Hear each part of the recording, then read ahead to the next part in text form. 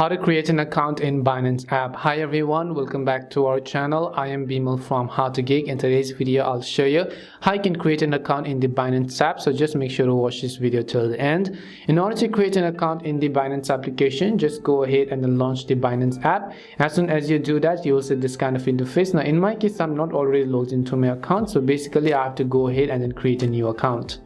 Once you launch the Binance app, you will see this kind of interface. Here you can see the sign up and login. If you already have a Binance account, tap on login to login. But if you're trying to create a new account, just tap on the sign up button over here. As soon as you tap on the sign up button, it will ask me to, you can sign in with your Google or anything else, but you can simply select sign up with phone number or email. So I'll just go ahead and enter my personal email over here.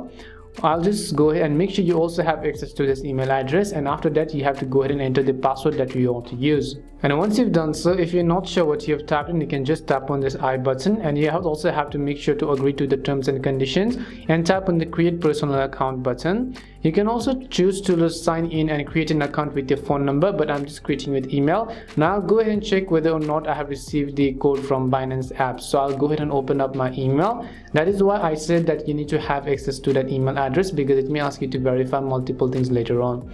Just refresh it a couple of times until you get the verification email from Binance as well. So as you can see, we have the Binance confirmation code over here at the top. So just tap on this confirmation and you can see this account activation code. Just go ahead and then copy this orange code which you see, come back to your Binance application, paste that specific code, and now we will tap on submit. And as soon as we tap on submit button, now you can see our email has been verified. Now that's all it takes to create a Binance account. Now there are also a couple of things you can do. You can verify your identity in order to remove limits on your account, and you can also go ahead and trade crypto or anything else.